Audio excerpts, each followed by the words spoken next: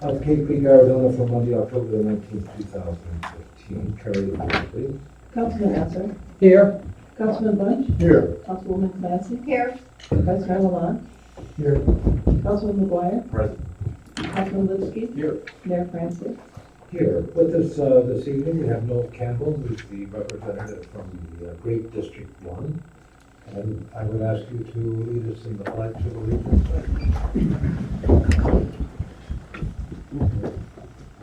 I pledge allegiance to the flag of the United States of America and to the republic for which it stands, one nation under God, indivisible, with liberty and justice for all.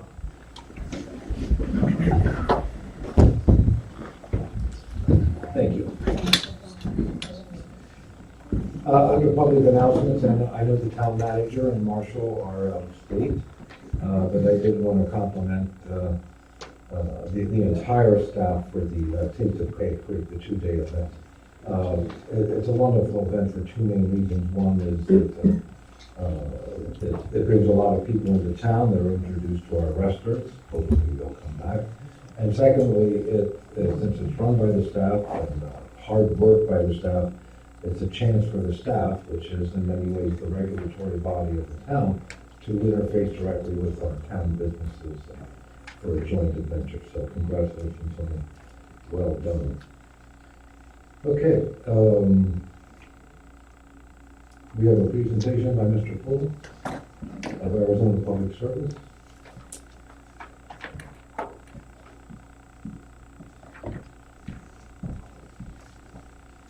Good morning, Town Council members.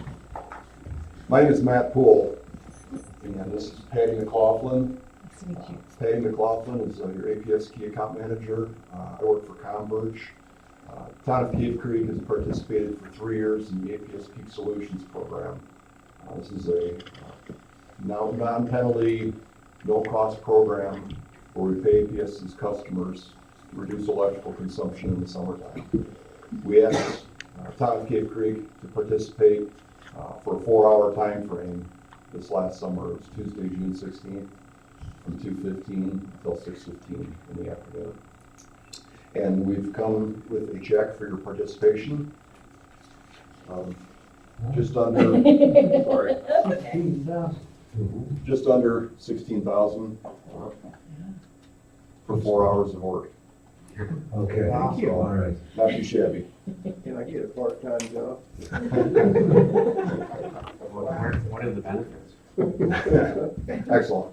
I just wanted to thank you for your efforts. Town of Cape Creek's participated for 3 years. Always very reliable, dependable, one of our best customers, and we greatly appreciate your contributions. Thank you. Thank you. Thank you. Thank you. Would somebody like to Take the check, it's take yours. a seat? I'll accept it on behalf of the council. Thank you once again. All right, you're welcome. Thank you. Just fold it up and put it in your wallet. Yeah, they fight. Thank you again. Yeah, thanks. Carrie, call the public, please. Reg Monachino.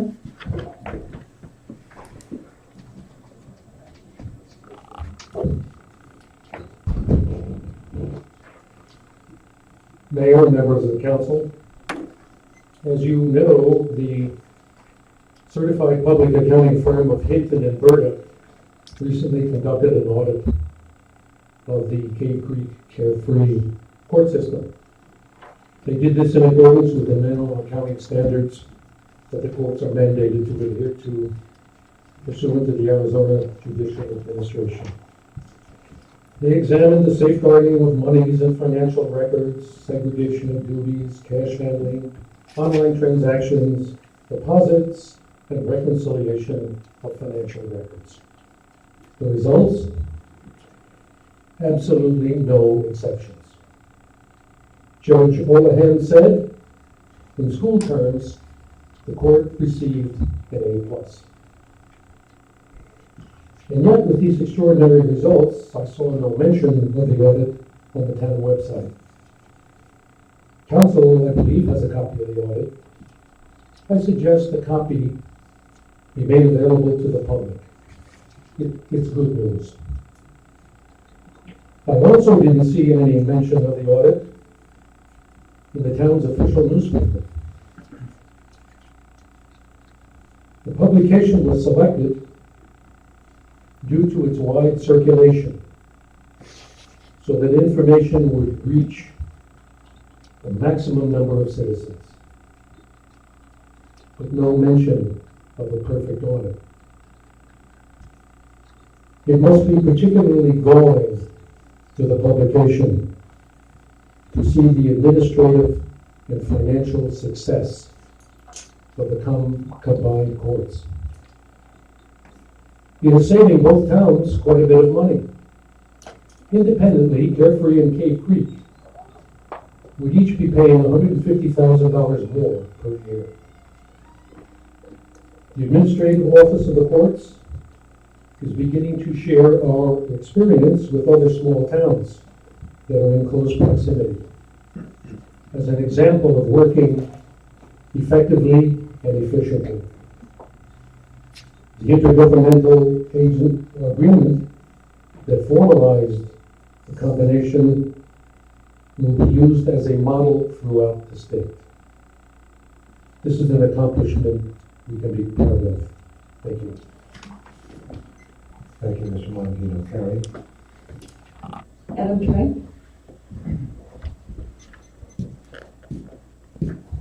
Good evening, Mr. Mayor, members of the council. I forgot how much I enjoyed being in this room. All joking aside, though, I wish I didn't have to be here this evening. But I've been getting a lot of phone calls from people, neighbors, former constituents, your constituents, who are upset with the direction that the community's been taking over the last couple of months. And I sat back and tried to stay out of it for as long as I could, but it sort of reached a breaking point. It was punctuated about 6 weeks ago with the settlement of the lawsuit with the former town manager, Usama Abujbara. And what's really disturbing about that, and I think the public needs to know, is that the former council who terminated him was criticized for firing the manager who had been here and had institutional knowledge and knew the operations of the town. You should have given him a chance. Well, this council here, one of the first things that you did was to fire the town's attorney, who had been with the town almost as long as that town manager had been. Forget the hypocrisy for just a minute, but then come to the realization that that termination of the town's attorney, Dickinson Wright, was the justification for then settling the lawsuit and writing a check for $300,000 to the town manager to settle a lawsuit that by every objective measure this town was going to win. I think it's disgraceful. Make sure you get one with my mouth open and my eyes closed when it's to the front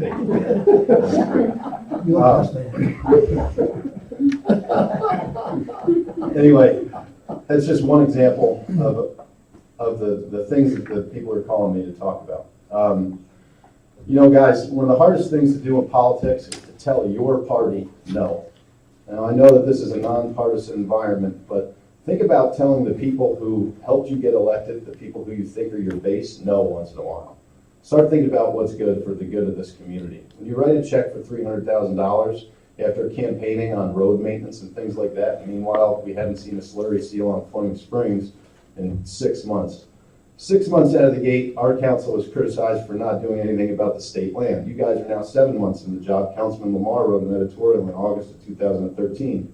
You've had 26 months to think about it, and now you're figuring about hiring an outside consultant to help you with that, which is fine. Mr. Betts is well qualified. Hopefully he'll help you, reach the end goal there. But the fact of the matter is, you guys all wrote editorials criticizing us for hiring consultants to figure out what to do about road maintenance, to figure out what to do with a water master plan.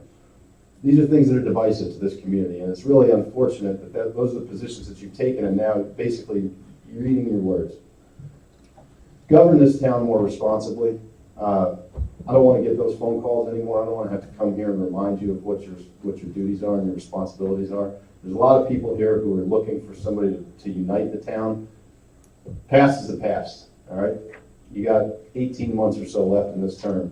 Do the work for the community, try and bring the community together, and stop being divisive with everybody, and stop doing the things that Don Sorchek wants you to do. It's kind of funny, I hear Reds get up here and suggest that maybe the official newspaper at Cave Creek should be publishing the audit result. inferring that maybe you have some control over that. The sad thing is it's that paper that has had control over you guys in the past, and I'd like to see that change for the benefit of the town that we all live in. Thank you. Can I have a quick moment, Jim? Mr. Carey? Nothing he said is true, ladies and gentlemen. Nothing he just said is true. Let's respect the call of the public. Mr. Lipsky, do you park across the street so that your constituents don't know that your vehicle's not registered in Arizona, which is against state law? Is he allowed to do that? Adam, we're way off base here. Thank you. Thank you. Answer that question, is that true? Thank you. The call of the public is open. No. Linda Bentley. There was a presentation at the last Carefree Council meeting of the audit and the results of the audit, and I reported on it fully in the subsequent edition of Sonora News.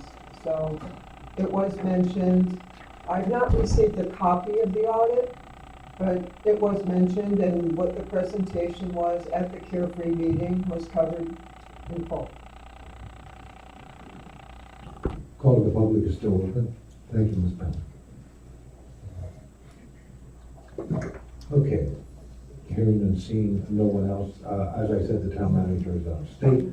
We'll move on to the consent. Single item, the approval of the October 5th, 2015 regular council meeting minutes. Motion to approve. So moved. Second. All those in favor of the motion, please signify by saying aye. Aye. Opposed? The ayes clearly have it. Thank you, council. On to the general agenda items, the first of three, council discussion and authorization for the mayor to execute an agreement between the town of Cape Creek and Stephen A. Betts at a rate of $5,000 per month for consulting services relating to the town's economic development and strategic development concerning the transfer of state land to the town. This item is put on the agenda by the mayor and the vice mayor. We will go to public comment first. And then Mr. Betts is here. Eileen Wright?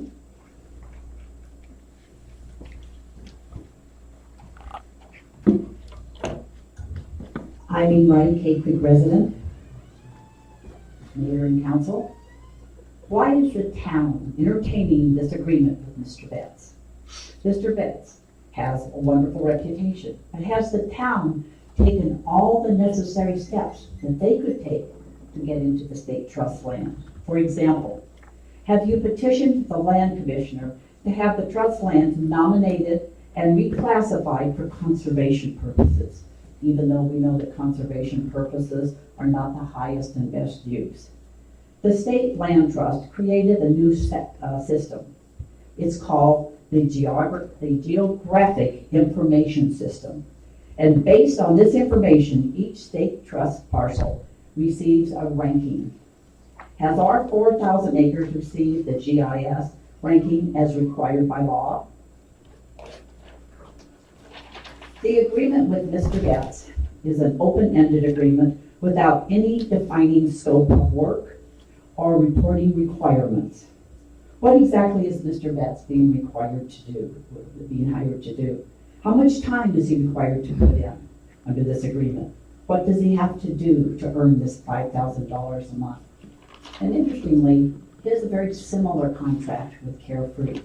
So how will his time be split between the two? His agreement says strategic development of options and negotiations, but this wording is eliminated in the proposed resolution. Why is this language eliminated in the proposed resolution? Think about it. We all know that the State Land Trust is required to get the highest and best value for the state land. So what options can Mr. Betts come up with that will comply with this law? My understanding is there's only two options under Arizona law, either sale or lease. That's it. And we are all aware of the comp of $15,588 per acre for this land. I suggest that instead of entertaining this open-ended agreement with Mr. Betts, by resolution of the town council, direct the town manager to get the ranking required by law, to initiate a formal acquisition request to the State Department inquiring as to the terms, price per acre, process, timeline, and alternative arrangements under which the acreage could be made available for purchase by the town. Thank you. Thank you, Ms. White. Public comment is still open, Ms. Barry. Carrie Smith? Thank you. I summarized my comments. Reader's Digest version. Good evening, Mayor, Town Council. Thank you for listening to me. I have 4 issues, some of which repeat what Ms. Wright said, but in more general terms.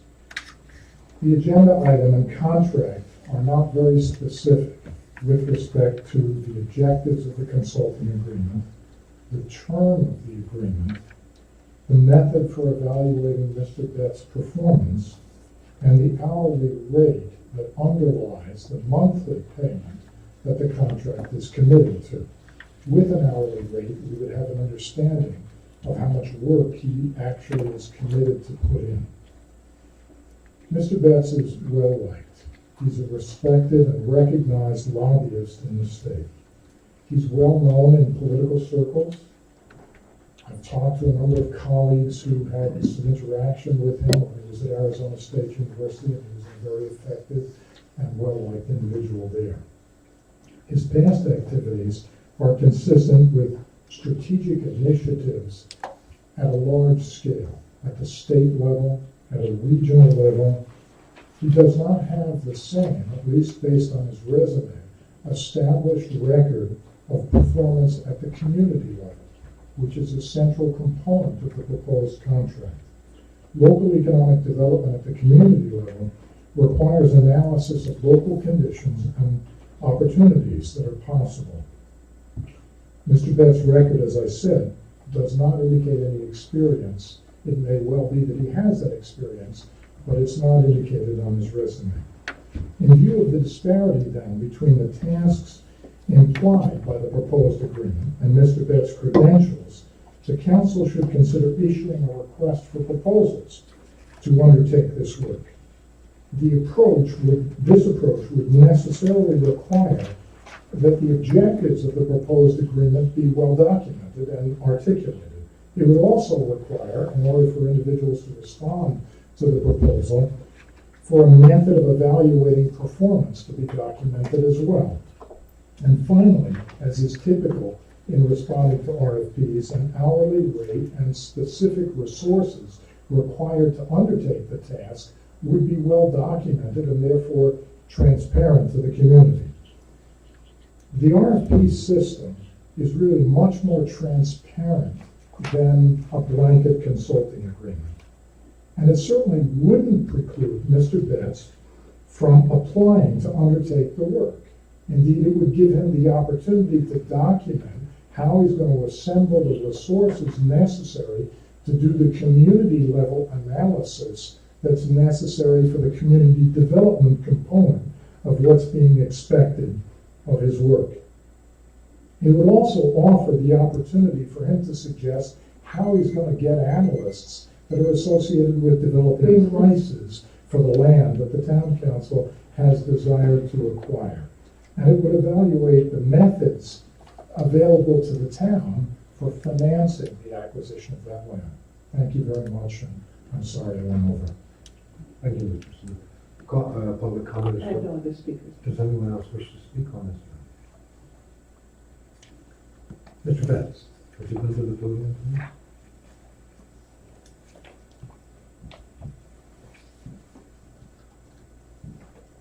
This is Steve Betts. Mr. Mayor, members of the council, my name is Steve Betts. I reside at 5115 East Rockaway Hills here in Cave Creek, Arizona. I'm a resident of your community. I've been here for quite some time, and I have quite a background in this area, as I think the mayor and the vice mayor know. And some people are right. It's not something that's been much in my resume because it's something that I've done mostly as a labor of love more than anything else. I was a pro bono lobbyist behind the Spur Cross legislation originally that got us that beautiful conservation area up there. Maria Beyer, the governor's aide, Governor Simonton's aide, was my client on that. Helped get that through the legislature, helped get it put together originally. Same thing, by the way, for a little cave down by Benson that I did. I've worked on a number of interesting pieces of state trust legislation. I've been 3 different governors, different pro bono again, lawyer behind different state trust land initiatives, trying to see if we can reform the way state trust lands are dealt with over the years. And unfortunately, it's been difficult because they have to go through the ballot, they have to go through both the Constitutional Amendment and Enabling Act. It's a difficult process, but it's something that I've kind of committed a great deal of my career to over the last 2-3 decades, to be honest. And for the last 10 years, I think you saw from my resume, I've actually been a developer. I was the CEO of Suncor Development Company, and we had projects all over the West. We were in 5 Mountain West states, and we did projects in lots of different communities. And we actually dealt with state trust lands, not only in Arizona, but in Utah and New Mexico also. So state trust lands is actually something I know quite a bit about. And as you probably know, I think I know the governor and the mayor and the vice mayor know. Governor Ducey appointed me the transition chair for his transition team to help him to transition the state department, both to help him figure out who to appoint as commissioner, who to appoint as deputy commissioner, but more importantly, what changes he might want to make from a policy standpoint in the land department, and how to make some substantive changes and policy changes within that agency. It's something that I've talked to the mayor a lot about over the years, and to the vice mayor about. It's something that, quite frankly, I've been volunteering my efforts to help you all think about how to get these lands, these state trust lands, south of Spur Cross for 3 commissioners now, through Commissioner Winkleman, through Commissioner Beyer, and then through Commissioner Hickman. And you know, it's been a difficult process. I was volunteering my help again, and wanting to help in this process. That's what got us to the point where we are today with this consulting agreement. I'm really sort of semi-retired now. I'm not looking for a great deal of work. That's why this is from my perspective, a fairly minor endeavor. As was noted, I am doing a little bit of work for Carefree, this one a completely different endeavor, just helping them with their town center. They've got some town center vitality issues. I wear a different hat. I also have served as the chair of ULI Urban Land Institute, and we did a technical advisory panel for them and did some other things. And so it's a sort of a different endeavor, helping them connect the dots a little bit with some economic development. So anyway, those would be my comments. I'd be happy to answer any questions that you have. Questions from council, Mr. Lipsky, or Councilman Lipsky, excuse me. Good evening. The pro bono work that you've done throughout, I guess, several years, first of all, thank you. I don't want you to give away any trade secrets. No, it's all been very public.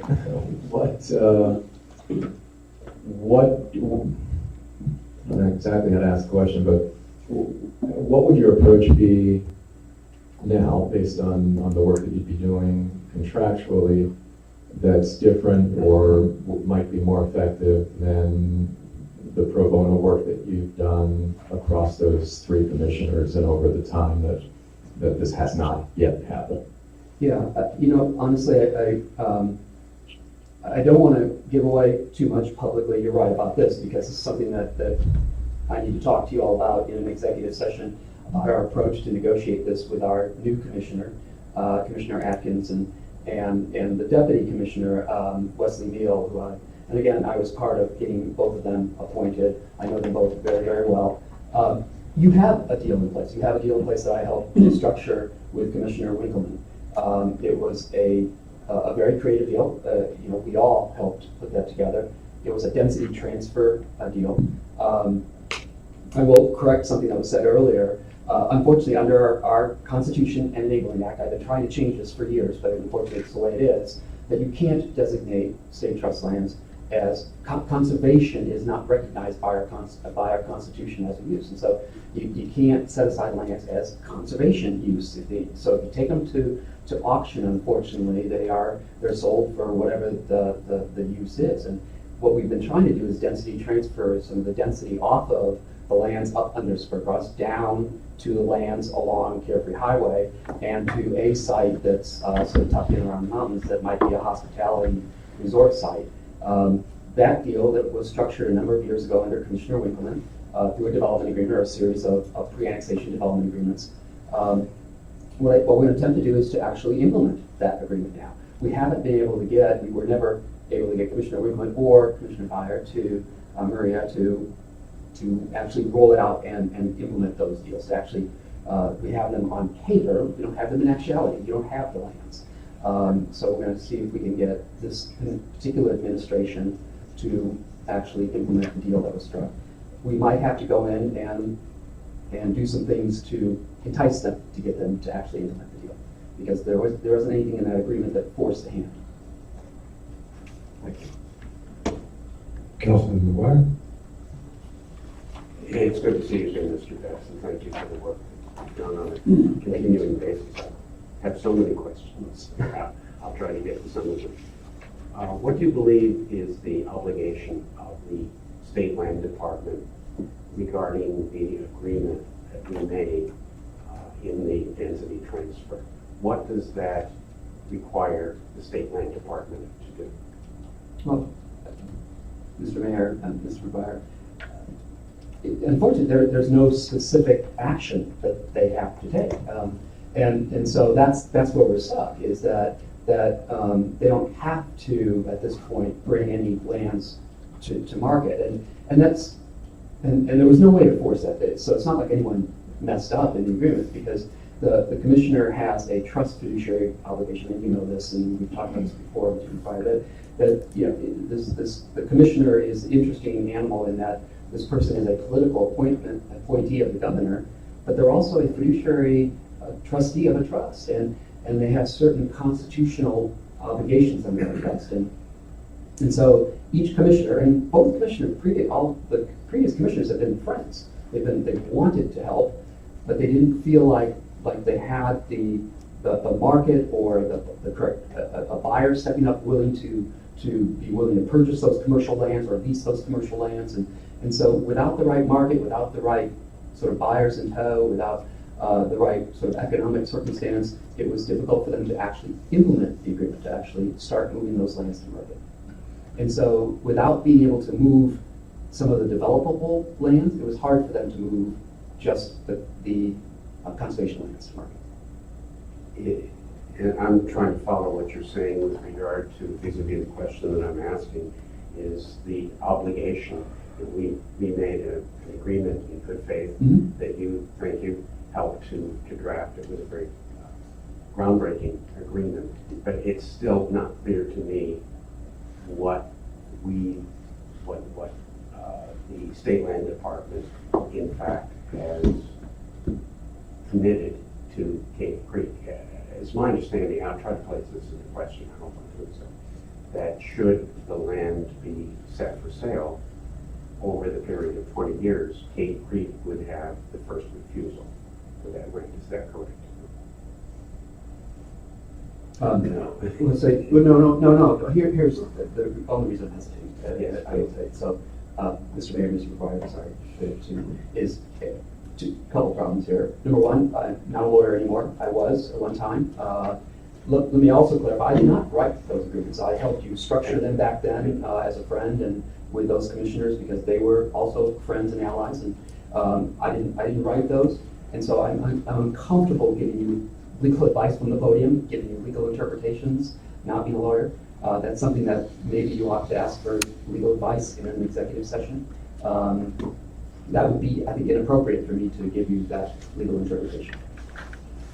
You spoke of policy changes with regard to Governor Ducey coming in and every administration has its own options for policy changes. Can you give us some insights into how those policy changes will or might relate to Cave Creek somehow acquiring ownership or control over the 6,000 acres? Again, Mr. Mayor, Mr. McGuire, again, that would be a difficult one for me to do in a public setting. As the transition chair, we actually gave a transition report to the governor that was a confidential report, and we made a lot of recommendations to him in that. But I will say that a couple of them have been made public that he has, in fact, initiated.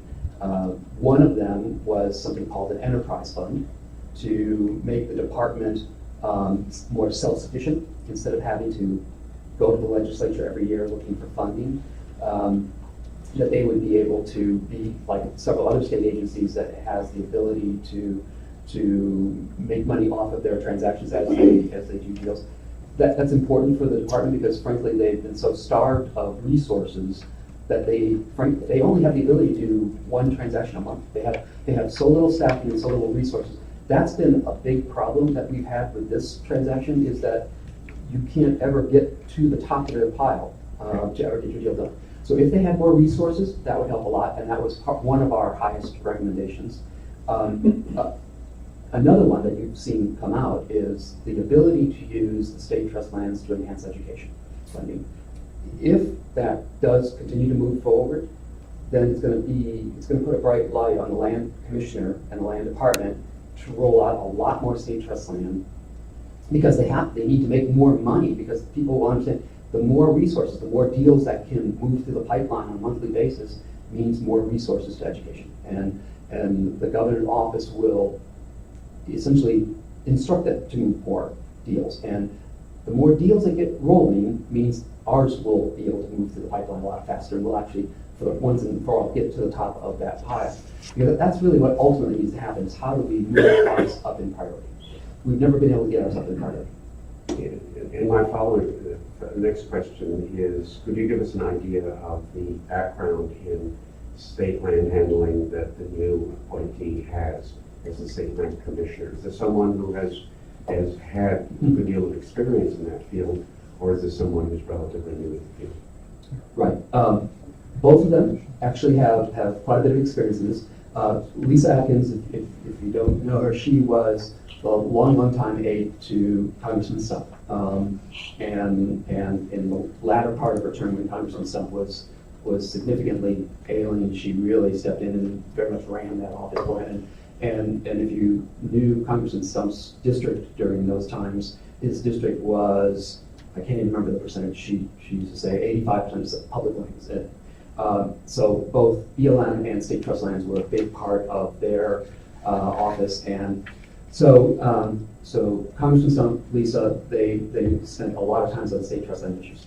They were at the table, or she was at the table on behalf of Congressman Stump, and really on behalf of our congressional delegation generally, on all three packages of state land reform. She was kind of the negotiator for our congressional delegation as we were putting state land reform packages together under initially Governor Simon, Governor Hall, and Governor Napolitano as we put the three different packages together. So she has been at the table throughout the state land reform processes for years. Then she took over when she ran actually for Mr. Stump's position, lost at the time. She became the number 2 at GPL, Greater Phoenix Leadership. And GPL had tasked her at the time when she took over as the vice president of Greater Phoenix Leadership. One of her substantive areas is state land and state land reform, the state land statutes and constitution. And so she has been involved in it on behalf of the business community, on behalf of that CEO group for years. So it's just an area of expertise of hers. Wesley Neal, if you know the Neal family in Tucson, they're developers. They developed Dove Mountain is the most prominent of their assets that they've developed. That's where the Ritz-Carlton is, where major golf tournaments are played at the Ritz-Carlton golf course there in Dove Mountain. But Wesley is the oldest son of the Neal family. He was one of the guys that really brought that project out of the ground. I actually had represented them years ago when they put that project together, and Anik did the pre-annexation development agreement to Marana, brought it out. They have significant state trust land holdings. They've gone through the state land process on a number of assets. He's both a lawyer and a LLM in tax and an MBA, and a very smart guy who's done a number of state trust land deals. So. Thank you. And how's Pound House doing? Thank you for asking. I was just up there, and it did real well in the storm last night. Yes, it's doing very well. But thank you. Beautiful architecture. Thank you. Thank you.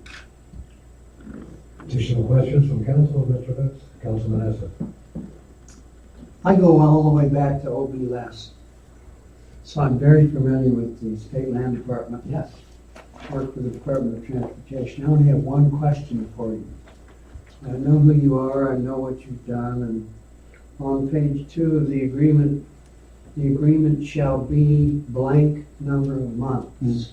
Do you have a guess, a best guess, as to, and it's only a guess, how long this process might take?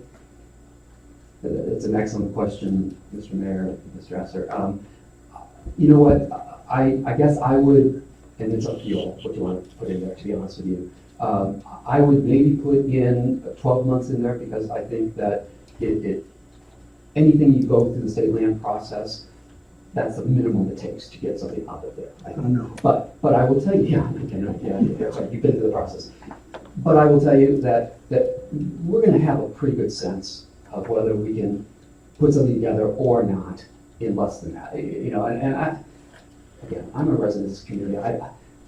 We're going to know whether we can get them interested in one of these deals or not within that period of time. And if we can't, I'm going to come to you and say, you know, let's stop, because they're not interested.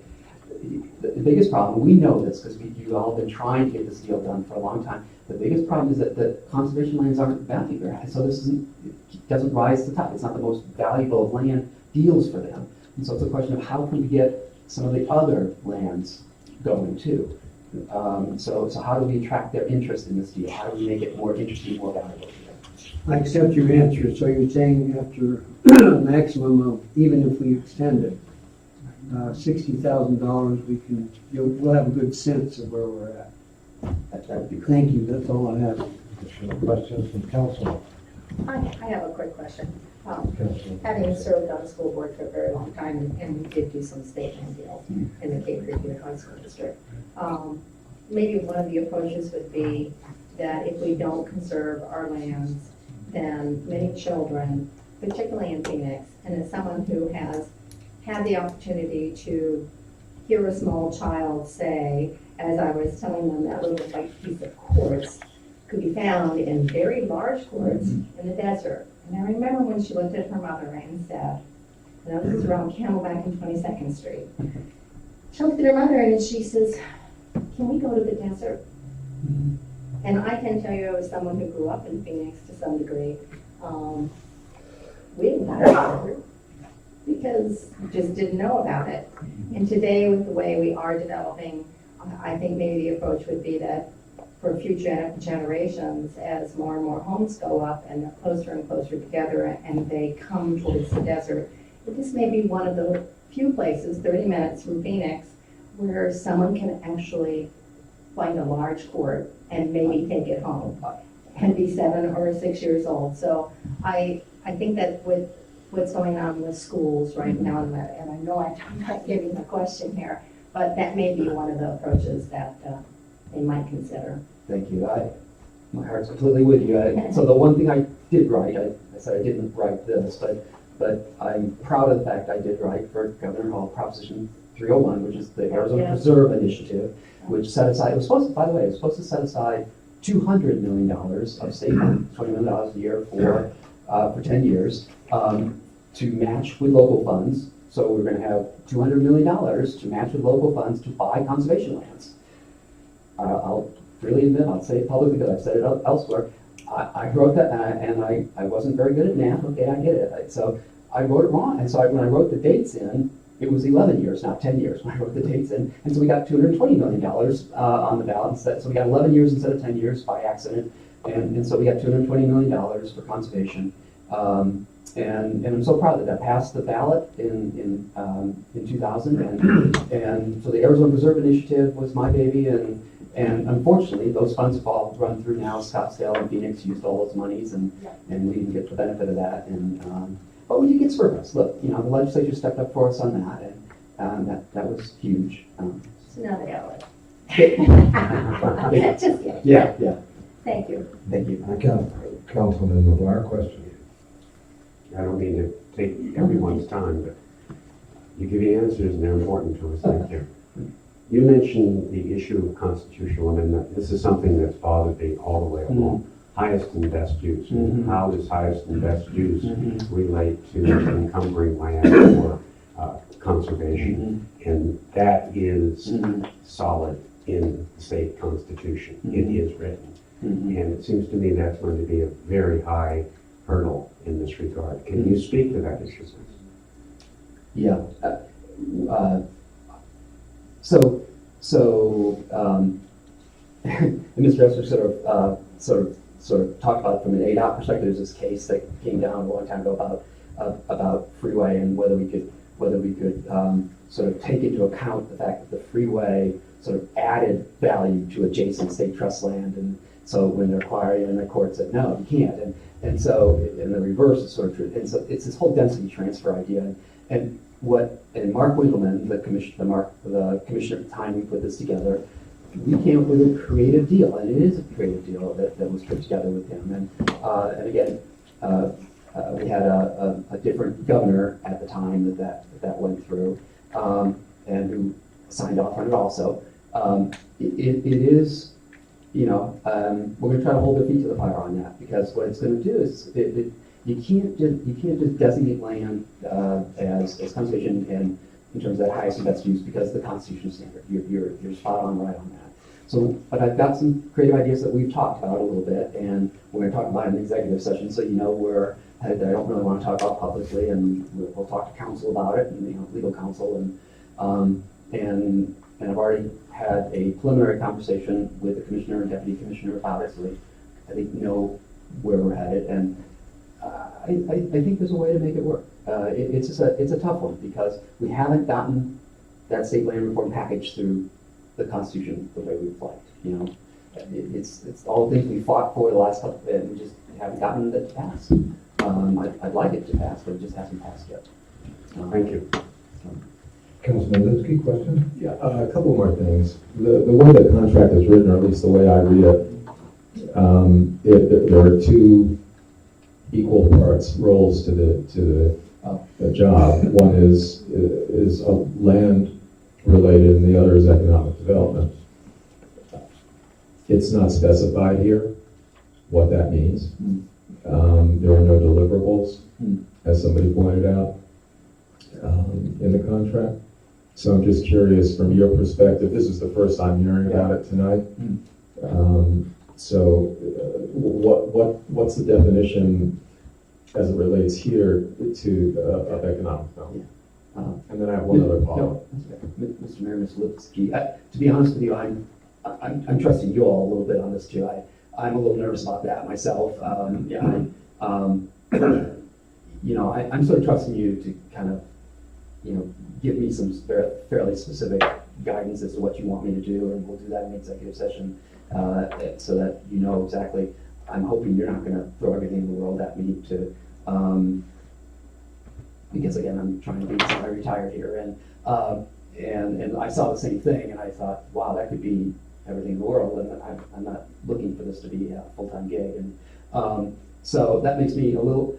But the way I read that, and the way I've sort of talked to these gentlemen about it, again, because there's some developable lands that need, and again, this is what I answered Mr. McGuire with this a little bit too, that in order to, I think, get the department interested in actually starting to move these lands, we have to make them more enticing, meaning make more. I think what we have to do is we have to find some development capability, some development interest in some of these other pieces, and because I wear so many other hats, I sit on the GPEC executive committee, I have for years, and so I have chaired ULI, Urban Land Institute. I know most of the developers in town, and frankly, most of the developers around the West, and I think I can help maybe in thinking about how we might be able to bring some economic development activity to some of those parcels that then brings us some applicants for them that maybe gets them a little more excited about starting to move some of these lands a little faster, and maybe at the same time brings you some economic activity and some sales tax generation at the same time. Maybe it might be a two-for. I think that's kind of what we're thinking about. Okay, and just lastly, in section 5, termination, the way this is written, it's that the town may terminate the agreement for good cause reasonably stated. Would you be okay if that were changed to for any reason? Yeah, actually, I would think. Thank you. You're welcome. Additional questions from council or Mr. Betts? If I can answer two of council's questions, the length of the contract I left open for council to decide the length, although I agree with Mr. Betts, because I know the state land department, a year is being optimistic. And the second thing is, how do you want Mr. Betts to report to us? Monthly, bi-monthly? That's up for council to decide. Vice Mayor, I will make the motion, or you make the motion in a second.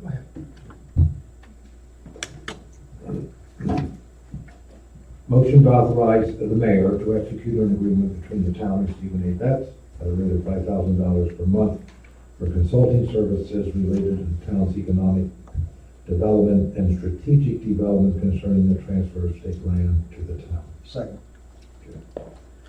I was thinking about this today, and I had kind of prepared in my mind a waxing poetic version using Lewis and Clark as an example of explorers. But after listening to everything tonight, I think I'm going to be just a little bit more candid and direct about this. I'm probably the longest of my fellow council members who have been dealing with this, and the state land department. Let me reference quickly Spur Cross, and the reason why I want to, it has something in common with what we're trying to do here. Spur Cross was put together because of a coalition, a financial coalition where $7.5 million came from the county, $7.5 million from the state. Our own citizens levied a property tax on themselves. The legislature cooperated with us, and it brought about Spur Cross. Now, I use that, or I start with that, because that was a very unique composition. It is never, ever going to happen again in the state where you have this type of coalition of a small municipality, the county, and the state coming up with lots of money. And I can tell you some wonderful stories when the deal almost died about that, but that's not the point I want to make. It was unique. Jumping forward now to the 4,000 acres, equally unique. When this deal was put together with the state land department, after a great deal of work, and the reason why it was unique is no one had ever done it before. Let's just use the term density transfer. They agreed with the concept. At the same time, they knew that the Constitution did not really permit it, but we had political alliances, and this is where I'm speaking directly and candidly, that we had formed with the governor and the attorney general to get this land put aside, this annexation done as quickly as possible. And the reason why we wanted to do it quickly was Phoenix was threatening to jump over Carefree Highway and annex all of that land that we now claim as our jurisdiction. And had they been successful, it would have banked right up against Spur Cross. All that we had fought so hard for was now going to come under Phoenix zoning. So we all kind of knew that we got the votes, got it approved for the annexation. But in fact, the 20 years it came about was saying, boys and girls, you have 20 years to solve this. Because technically, legally, constitutionally, we just can't do land transfers. Density. Part of the deal was to run infrastructure up there, to zone land commercial, this, that, and the other. I think you know that part of it. I think we have about 12, 13 years left on the contract. And for the past several months, the Vice Mayor and I have been working with Mr. Betts on this because we want to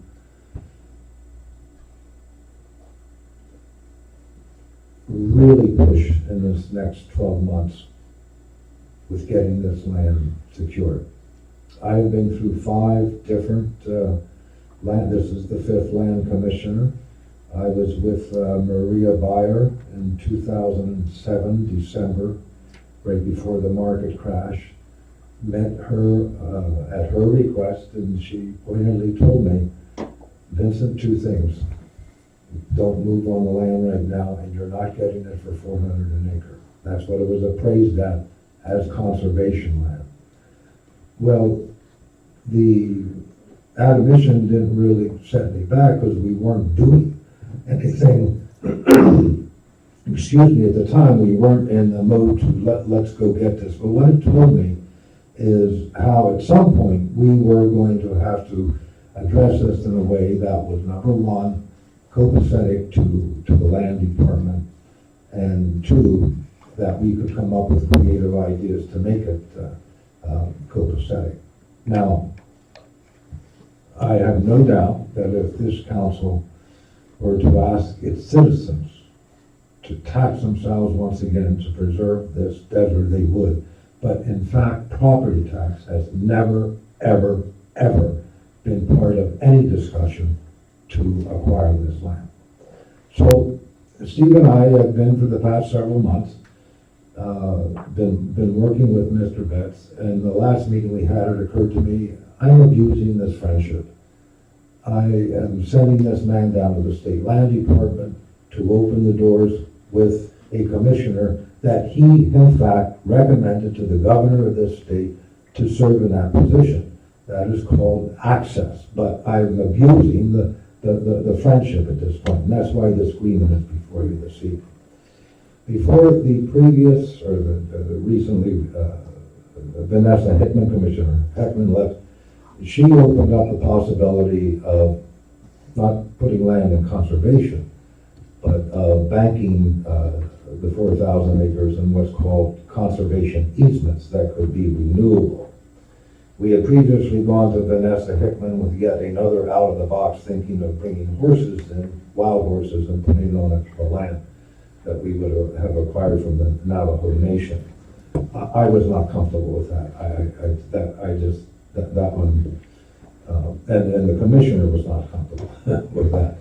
The county, they had presented, Maricopa County, who is our partner in managing Spur Cross and would be in this, they had presented a complete business plan about how to do it. I wasn't aware that they were going to do that. But what it did is it opened up discussion. The reason why I bring it up now is I don't think there's going to be one thing that makes sure this land is kept safe, and that's really that's the end game. We want to make sure this 4,000 acres is Cave Creek, that we own it, or that we joint partner with it, but ultimately the end game is that it is kept safe. So I think there's going to be a variety of things that come together, and that's where Mr. Betts comes in, because he has talent, not only politically, and again, keep the word access in mind, that is very important, because at some point, after we do all the work and all the meetings with the state land department, etc., it will come down to the governor of this state.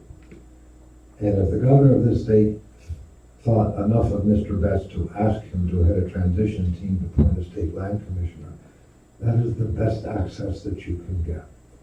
Secondly, Mr. Betts has extensive experience with economic development, and that is sure as heck going to play a role in making this work with the state land department. Third, if you were listening to Mr. Betts, his background in land preservation, enabling acts, and this, that, and the other thing, it's going to be a variety of things that, again, that Mr. Betts is talented with, that will be put together by him, and with council's blessing, of course, to bring this about. And I think I probably just talked a little over 3 minutes. Vice Mayor, you go ahead this time.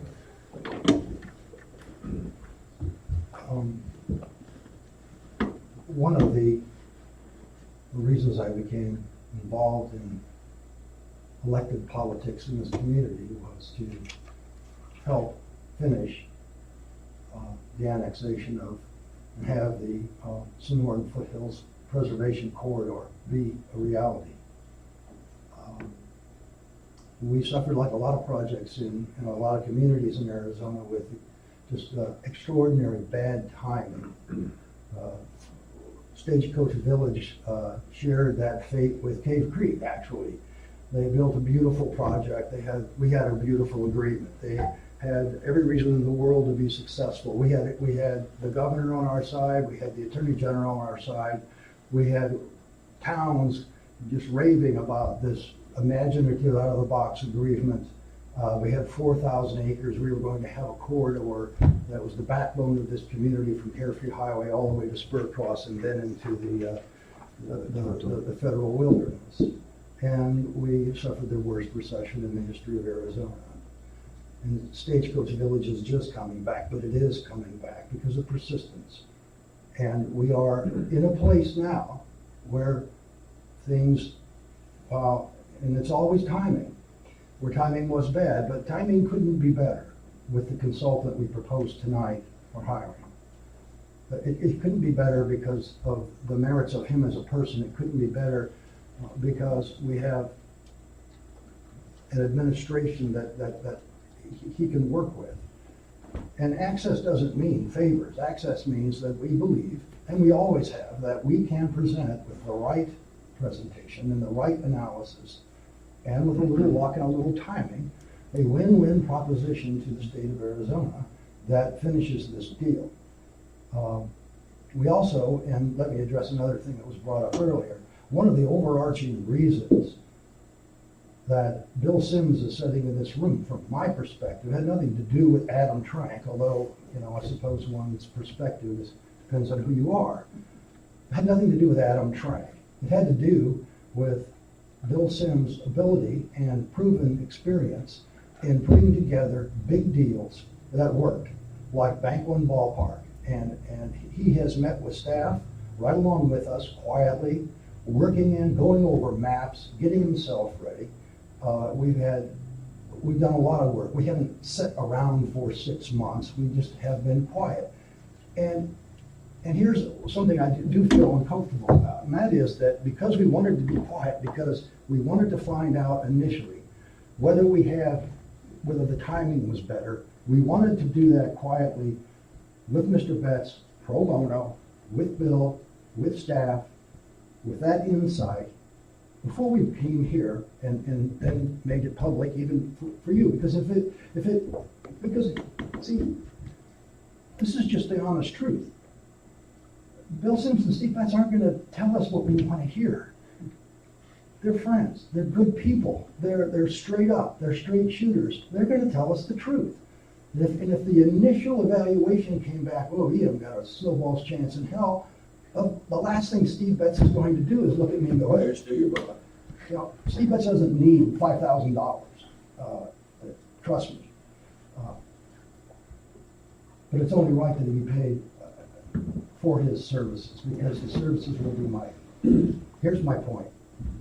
We should, in a perfect world, there is a time for just having a small group of people get stuff done and really knock out the hard parts. And then it's time for all of us to then meet regularly in the executive session and go forward as a council, because it's going to take all of us working towards this goal as a community. And it's going to take all of us motivating our citizens and talking to our citizens down the road so that we can get this accomplished. If we get this accomplished, we have accomplished one of the in my mind, a historic step in making Cave Creek what our general plan dictated it should be. Forever rural, forever wild, forever different. It can't be anything else if we have that much open space as a core of our community. To me, that is worth $60,000 to find out if we can get it done.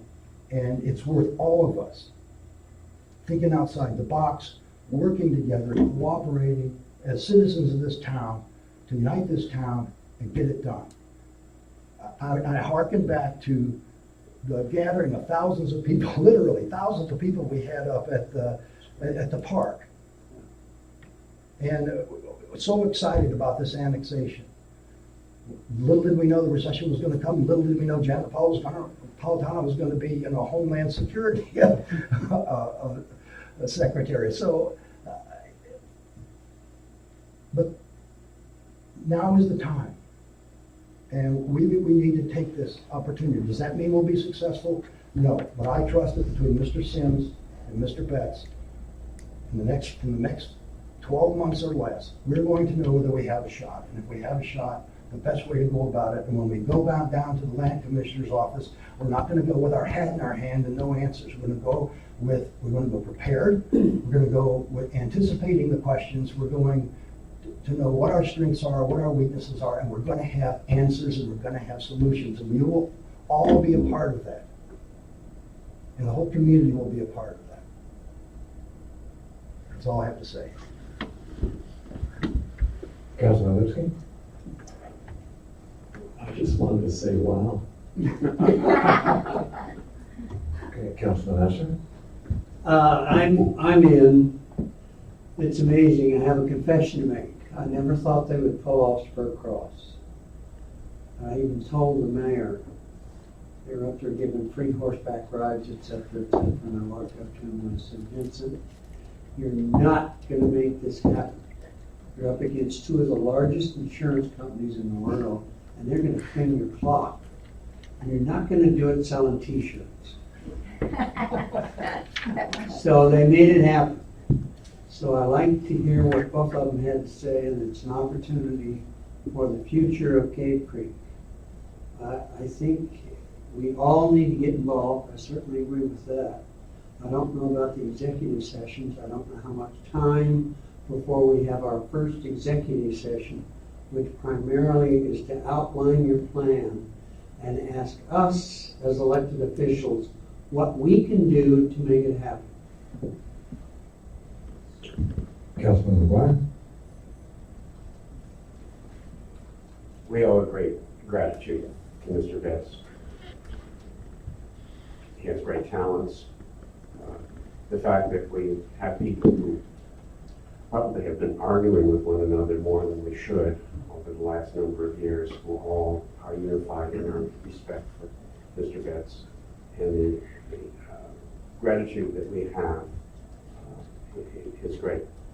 If I weren't committed to open space and trails, I would not have on Saturday morning been down there covering myself with the bridge over Carefree Highway over Cave Creek, working on a last mile of trail that will expand our walkable trails and roughly double them by hooking up with Carefree. One of the things that happened in Spur Cross that brought things together was a funding of money.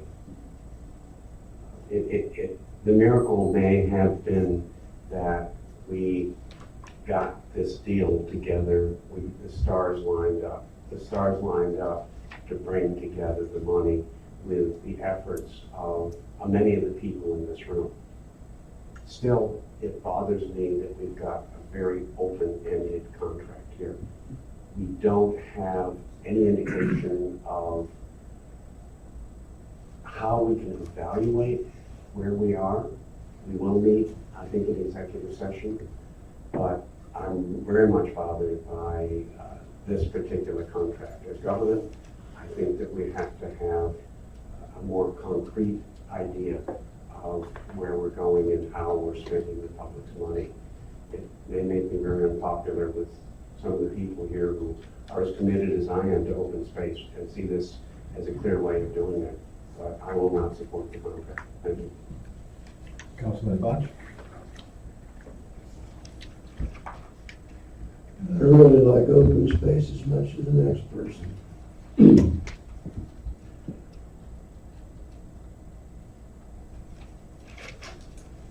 Mr. Betts alluded to executive session, and my job on the council is to make the best decisions with all the information available to me.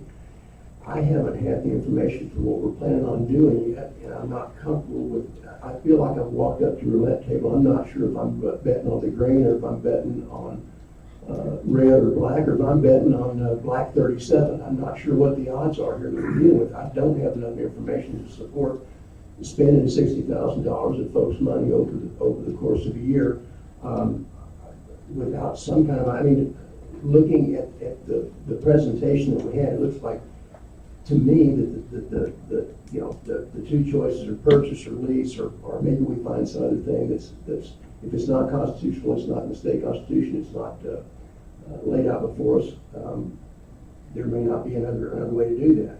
It looks like what the state land department needs is the ability to classify properties for preservation that are not necessarily amenable to building and things of that nature, and that's going to require going to the voters to actually change the Constitution. Is that path we're going down? I don't know what path we're going down. I would love to snap my fingers and say that 4,000 acres now belongs to the town of Cave Creek, but once we figure out how we're going to get there, then we got to figure out how we're going to pay for it. I need a better plan to support hiring somebody for a year. And Mr. Betts, no disrespect. I appreciate everything you've done. I just personally have an issue without any more information at this point. Mr. Mayor, if I could address those 2 points. Mr. Lipsky proposed an excellent amendment that does seem to address your concern, and Mr. Betts agreed to that. It could be, at most you pay $5,000. You can terminate this on 10 days notice. But I've only learned to respect you more and more as I've listened to you. I'm your new town attorney, for whatever reason. But the thing is, state land cannot create value in their property with entitlement. You can't. I was involved with you in Spur Cross as a deputy county attorney. You were tough negotiators. The reason it's almost cratered is you were tough. But we had well-meaning elected officials on all sides, state, county, and town, to make that work. Your challenge is going to be, and I think Mr. Betts brings the toolkit to the table with both his political access and, more importantly, his development expertise. Because you as elected officials and I as a town attorney, we can write great development agreements, but they don't mean anything unless the market will bear. Our job, without a constitutional amendment, will be to create value in the entitled land to such an extent we make it easier for the state land commissioner to acknowledge his fiduciary duty to the trust. I'm not saying we can get there, but I am saying you shouldn't vote no if you think it's 60,000. In light of the amendment, it could be 5,000. Is that amendment part read into the record as part? I was about to do it when you voted. Oh, okay. Well, And if he didn't, I would. I will change if we're going to do that. There are a number of amendments that I want read into this, and that is one. Councilwoman Clancy, you have not had the opportunity to speak. Well, as I was listening to you, I was thinking, if you don't explore the opportunities, sort of like we did with Spur Cross, then how do you know what's going to happen? It's important that we do bring it open to the public that this is what we want to do. And it sounds, and I know from listening to you and Steve, that I appreciate very much your efforts in the background to finally feel confident enough to bring it to us for discussion as to where we're going with it. Because I believe that everybody who lives in this town, maybe minus 10% of them, may disagree with what we're about to do. But gosh, wouldn't it just be great if we could get the 4,000 acres and 200 years from now, we can have small children who can come out and see the desert, because I've been here 30 years out in this area, and I've watched it change where you wake up in the morning and I don't know where Tatum Ranch came from. I don't know where some of the streets that finally went in, they just happened so quickly. So let's do what we can. I'm in complete support of this. Let's investigate as best we can and put some of the best negotiators together who have the ability to get the ear of actually being able to sit down with the decision makers to come up with possibilities. So I'm all for the possibility. Yes. Okay, I'm sorry. And I have something to say, like with what what Councilman Bunch had to say. I mean, when you and I agree on something, we're on dangerous ground. You're way there over on the left, and I'm way here over on the right. It depends upon from what your point of view is. It's always been. Trade speech is gonna be closer to Ernie, I mean, a little. No. That's really getting dangerous. Could find out how we really feel about one another, no matter which way that goes, it would be pretty dangerous. If an amendment is made such that this agreement comes back to the council in a restricted amount of time, be it 1 month or 2 months, for a decision made in public, I will support it. You've already said you don't in favor. I think it's gonna be at least. You're I want to hear Bart. Councilman Lipsky, your friendly amendment is, It wouldn't be that. It would just be simply that to change the language from for good cause reasonably stated to for any reason. I think what you're after, Councilman Yes. McGuire, is how often does council want Mr. Best to report to us? Essentially, that's it. I'd like to see. 2 months, every 2 months, every month? Every 2 months would be acceptable to me. Is that friendly to everybody else? It is, except I'd like to have one session with the 7 of us to tell us what's in the toolbox. Doesn't have to last very long. Yeah. And again, when I said I was felt uncomfortable, it's because I'm painfully aware that, you know, we've sat around here for 14 hours, 16 hours, you know, working this and picking Steve's brain and picking Bill's brain and looking over maps and picking Ian's brain and picking the mayor's recollections. And so I get that you're uncomfortable because you haven't had that. It's a small leap of faith. I mean, it's a leap of, you know, I hope we have more than we talk in 60 days. That's silly. We need to talk a lot more than that. And strategically though, there are very good reasons. It has nothing to do with you all. It has to do with this is a serious negotiation. We're gonna get one shot at it. We need it to be private until we are ready and we are agreed and we have an understanding and then it has nothing to do with us. It has to do with other folks at the state. You can't begin a serious negotiation about this that is arm's length unless you keep your strategic plan to yourself and to those who have a need to know, which is you, and then to our citizens when they're ready to say that. But timing is everything, and we have to do that, or we're just goofy, we're silly. That's dumb. But I think either through executive session or some place where we can have some confidentiality, we need to talk more, not less, Ernie. Talk. We're not. This is inclusive, not exclusive. And that's my issue. Now with what we're batted, I'm going to go ahead and support this. But you guys had 15 or 16 hours behind that, and I'm in a vacuum here. And whenever I make a decision in a vacuum based on what somebody, I have utmost faith in you guys, but I also am responsible to 5,000 other people in this community who don't have any more information than I do. And I do understand it's 10 weeks until these folks go back in session, and if Stan Lewis was still alive, he'd be putting on his Mickey Mouse watch at that time, but that's a whole different If story. pigs had wings, they'd fly. But hear this, with this amendment, next month, you can say, Mayor, put it on the agenda. I want this up for a vote. Yeah, that's what you can do. That's why I'm okay right now. I don't think you're gonna, but that's what you can do. Last comment from me. It's the loosest contract I've ever seen. But I think it's the key to the door.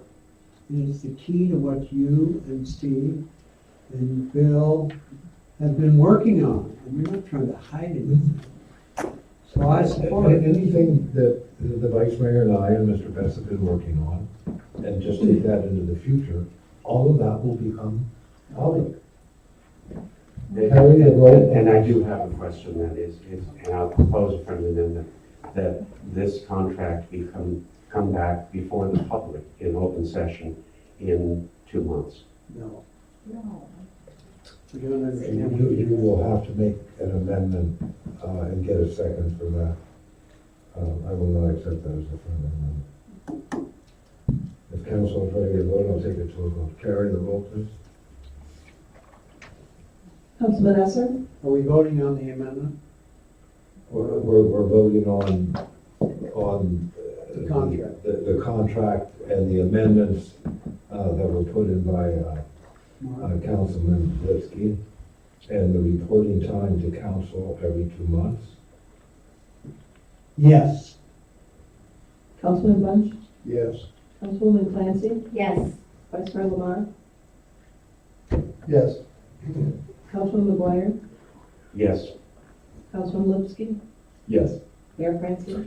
Yes, unanimous vote 7-0, the motion clearly passes. Thank you, council. On to agenda item number 2. Welcome aboard, Mr. Betts. Thanks for being aboard, Mr. Sims. Thank you. This is a- Is the council discussion and recommendation of approval of number 12 restaurant liquor license for Adler LLC, DBA Silver Spur Saloon, as requested by the Region and Michael Allen. Ms. Carey? Mayor, members of council, the application's been posted for the required 20-day period on the premises. We've received no comments in favor of or opposed to it. The information on the packet showed an initial map that was filed with the application that at the state that was sent over to the town. The map was actually inaccurate. I required the applicant to go back to the state to make the amendment, and so they corrected that map, which was in the amended portion included in the packet that shows just the existing facility, not the entire property perimeter for the liquor license. And then when they went back to the state, they did make the name change in their application to back to Silver Spur Saloon. So those are the two things that they amended with the state that came back and are in the amendment that's included in your packet. And with that, I'd be happy to answer any questions. Questions from council? There is public comment on agenda item number 2. Thank you, Councilman Bunch, for a motion. Move to recommend approval of number 12 restaurant liquor license for Dave R. LLC, DBA Silver Spur Saloon, located 6245 East Cave Creek Road, Cave Creek, Arizona, 85331, as requested by their agent, Dan Michael Allen. Second. Motion has been made and seconded. All those in favor?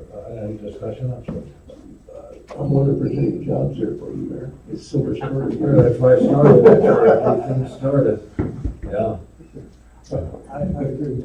Okay, anything else from council? I could tell you some stories. Yeah, like, after I'm retired. All those in favor, please signify by saying aye. Aye. Opposed? The ayes clearly have it. The last of the 3 agenda items, council discussion and authorization to pay James Cook and Hobson, Inc., a total amount of $12,050.67 for parts needed to repair the wastewater pump in Ronson, Indiana. Carrie, are you presenting on this?